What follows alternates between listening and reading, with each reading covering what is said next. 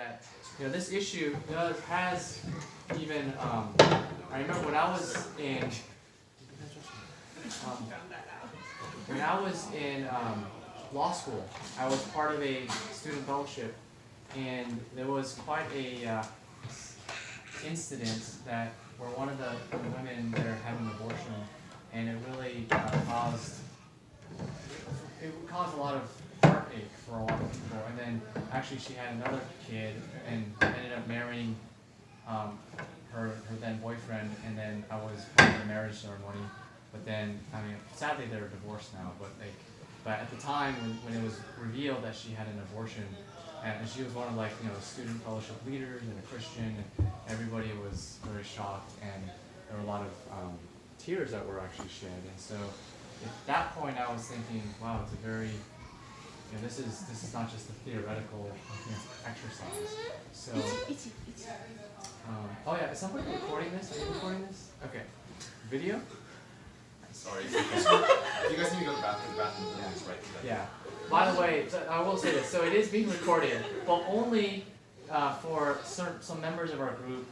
Like there's one, Michelle is not here, not even in the country, and Sonia's downstairs helping with the kids, and other people are running about.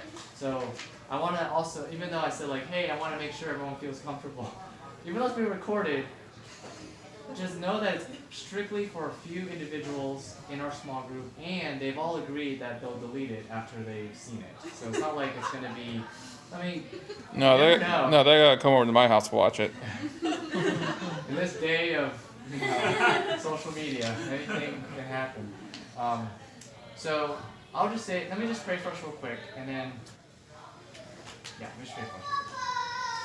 Heavenly Father, we once again come before you and ask for your mercy and your wisdom to help us process and wrestle with and engage clearly from your word, from the truth, Lord, that we are able to find, and other sources of wisdom, from science, from the law, from philosophy, but most of all, Lord, from your word, to help guide us as believers on how to think through abortion, how to engage with those who do not agree with us or that have different views, how to mobilize others to engage thoughtfully on this.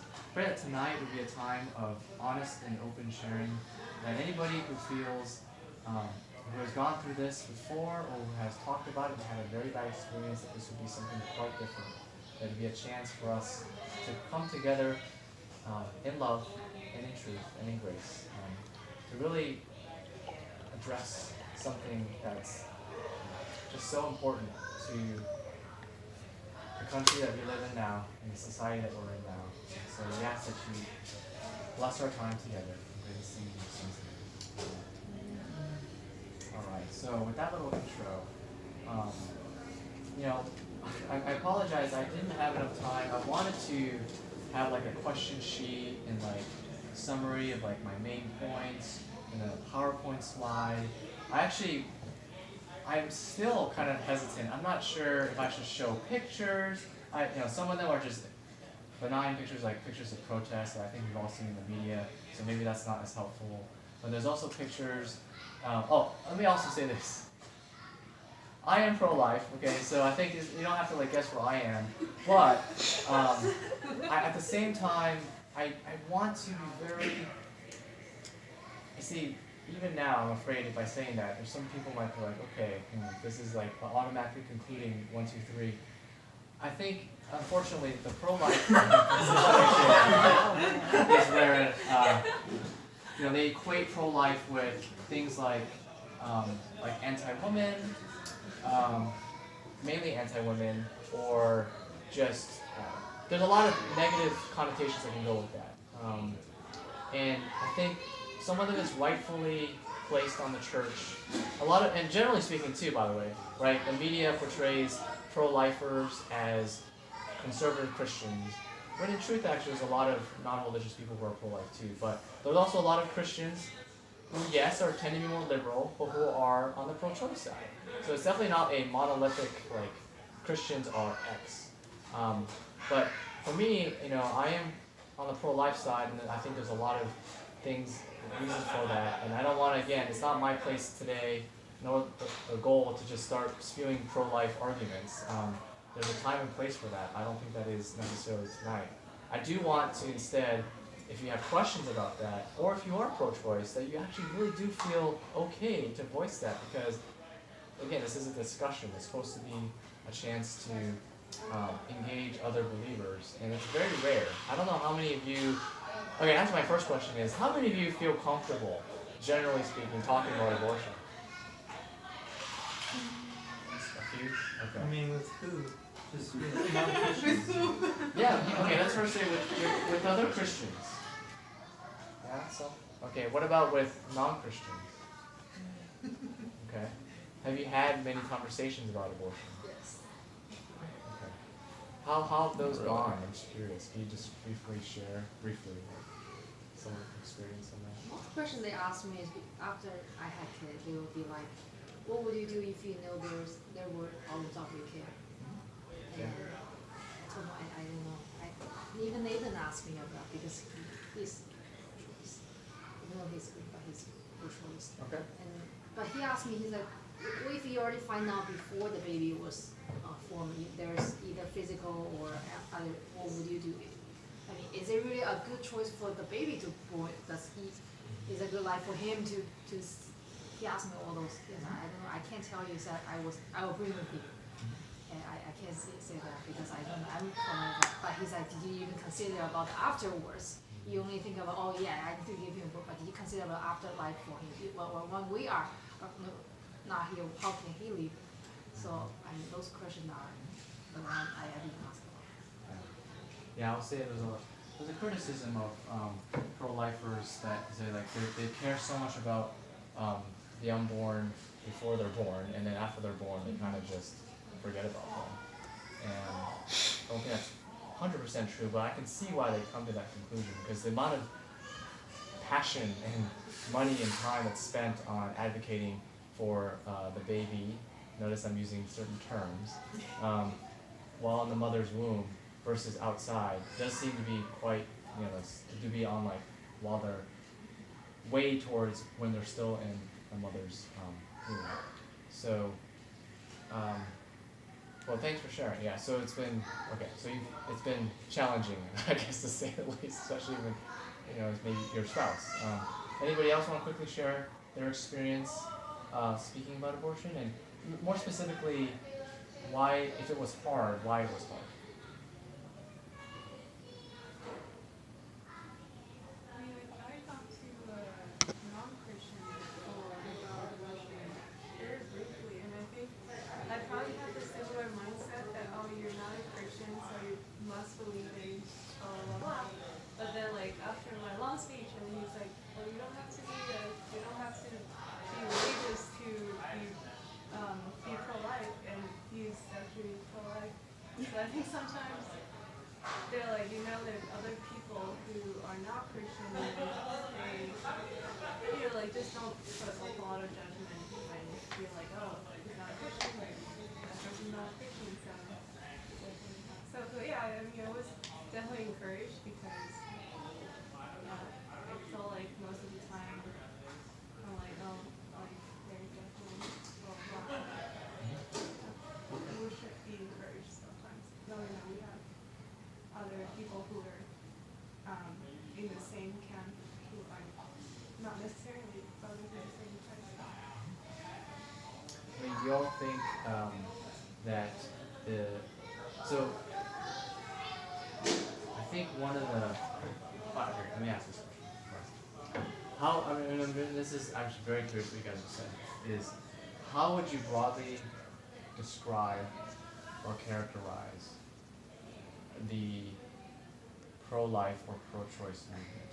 I know it's a big question, it's deliberately open-ended, but how would you broadly characterize like the main arguments that the pro-life position and the pro-choice position puts forth? So if you were to summarize it in a sentence or two, because I'm curious what you guys think it is, or what you've heard, or maybe you've done your own research into this. And there's no like there's a right or wrong answer here. It's just like, what have you heard or what have you think that, part of the, when you're talking to somebody, part of a good way of showing that you really understand that person is if you can articulate that person's position in a way that that person would be like, that's accurate, that's fair. So what would you guys think is broadly characterizing the main position or argument of the pro-life versus pro-choice position? Life begins at conception. That's pro-life. Pro-life. Okay, so life begins at conception. Okay. I feel like pro-choice is more like women's rights, like women's health, mother's health, and mother's choice. Anybody else have something more to add? I think from what I feel more difference between me and Nathan is he will listen to whatever the doctor or the professional say. This kid is healthy or is to born. And then for me, I feel like if I am pregnant, I feel like that's the kid I'm gonna deliver regardless. What the doctor say it's healthy or it's gonna be healthy. That's but I'm still feel ambiguous about the define of When does pro-life life and begin? is it like really like pro-life like there's no exceptions like regardless how your kids are gonna deliver or there are some exceptions. I'm still a little confused about that. Yeah, because I think to that end, to what Karen just said, that at this stage in the conversation, it is more like kind of like extremes, but I think that there are still like different grades. Well, people like swing one way or the other, like depending on the situation. And also, like in like you had said, like in your own experience, you said like in your fellowship, where like you support one stance, but on a theoretical point of view, because like it hasn't actually happened to anyone you know yet. Then when presented with a choice or presented with a situation, say like possibility of Down syndrome or like special needs or something like that, and then you just beset with like, what do I do? What can I do? Yeah, that's. Yeah, it's interesting you brought up, Karen, about like doctors, because I think medical science, and are fully aware that many of you are doctors or have training, so that's often brought into the debate about what do doctors think. Of course, as you expect, there's doctors for life and doctors for choice. There's a whole many even viewpoints on that, but at least what.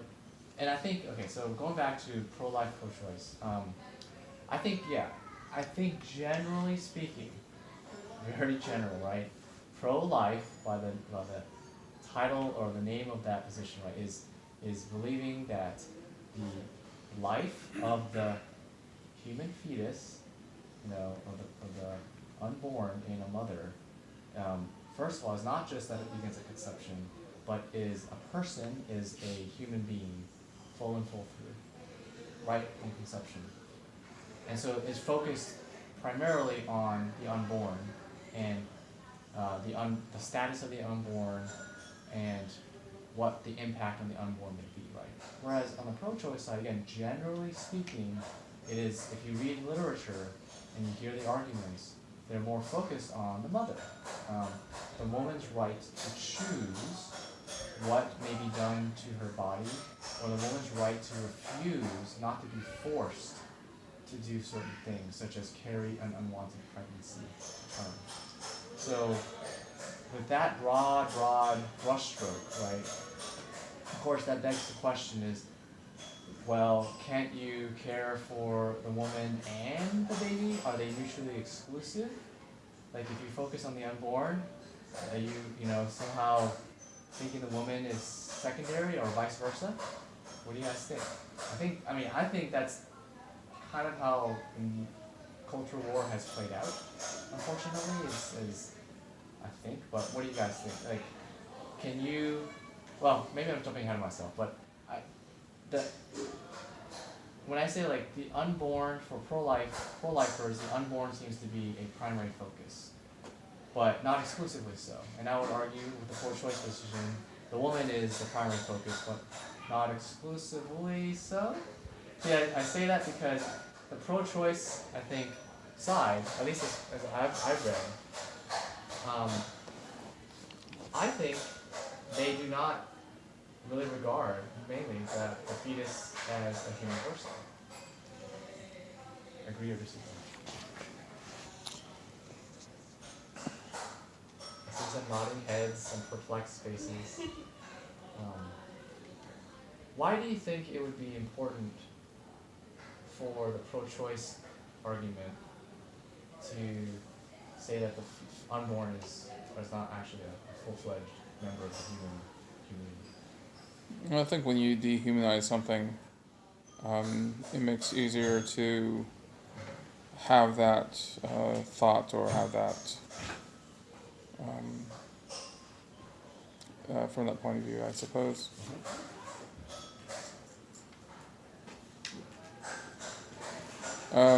Speaking for myself, so my stance is pro-choice, Okay. and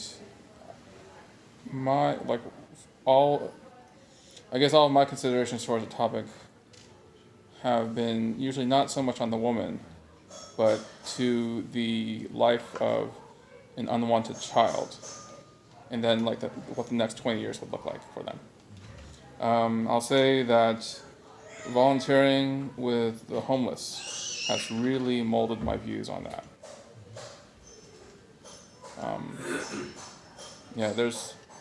I'll say a lot of the homeless youth, they're product of they're usually runaways or the products of the foster care system. How they get into foster care because their parents don't want them, or their parents were unable to care for them, or their parents are in jail, or just unable to, or never in a position to care for a child. But somehow gone to there. I think though the solution is not really for abortion, but for better sex education. My own experience, at least in my school, it was training abstinence only. I learned about sex and what it really meant, or what it really was, through porn. And that's all I have to say. Thanks, Patrick. I appreciate that candor. Anybody else? So, I think you brought up a point too about dehumanize. I guess it is interesting that when you hear descriptions, even today when I was looking at some videos, as I mentioned in the beginning, language is obviously very important, and that's how we communicate. But particularly when it comes with the discussion on abortion, when you talk about, typically again with a pro-lifer, you're going to hear about when you're talking about abortion, okay, baby, my child, this, but pro-choice will say, well, it's fetal tissue, the products of conception, a zygote, more technical. It's not necessarily inaccurate, I suppose, but it's just the way they describe it is very different. It just gives you a different feel. Now, I do think it's kind of interesting that, obviously when a pro-choice, if you have people still if they want a baby, they'll obviously call the fetus my child and my baby. They're not going to always refer to the unborn as, this is my product of conception. But I think when it's talking about abortion specifically, that the clump of cells, that's what I heard today. It's just the clump of cells. So it's very, when you speak in those terms, it is dehumanizing, and it is easier to talk about it. And abortion is a surgical procedure. It's it's an operation. Of course, what do pro-lifers say? It's murder, right? It's ripping apart a human life. It's very graphic, and deliberately so, because the language is powerful. And again, I was debating about whether or not to show pictures and things. I don't think I'm going to do that, or videos, but there's the images are very powerful. If you think about how society has changed, it's often through images. Think about the Vietnam War. Everyone knows the picture of the guy being executed at point blank range. in Saigon and just saw the brutality of the Viet Cong. Without that image, I argue that Americans would have a much different view, or that the girl in Napalm who was running away naked. We all know these powerful images, or Kent State University with the student on the ground got shot by the U.S. National Guard. And just these images that just stay with you. And so, again, the use of images, I'm not going to maybe delve into that so much, but that's controversial in itself. Should pro-lifers picket abortion clinics and have images of these aborted fetuses that are really bloody and really, but, what are they trying to do? What are they trying to say? They're trying to say, we don't want you to look away from what is actually happening. Or even you may have heard Daniel Galadian, who's part of Center for Medical Progress, who's now actually being sued by Planned Parenthood because he had undercover secret videos with Planned Parenthood that demonstrated that they were harvesting organs and fetal tissue for research, which is in contravention of federal law. But they countersued him by saying that he was wiretapping or we'll forget the term, but basically secretly recording without their consent, and it was a violation of privacy, and actually it's being litigated right now as you speak. And I have more to say about that, but it's just there's actually interesting things that have been revealed in that court case. So I'm kind of getting on a tangent here, but the language we use, you gotta keep aware of that. Like, again, if the pro-life is focused on the unborn as a human person from conception, you're never gonna really hear a pro-lifer talk about look at the fetal tissue there, or look at the clump of cells. Even though technically, again, that is the description of what is happening. So, yeah, You actually. could say that about anyone, potentially. Yeah, you We're could. all a clump of cells. True. Yes. Yeah. And then also, I guess related to that too is personhood. So, okay, let me actually shift gears a little bit. So I would argue, and this has been emphasized by many, I think, very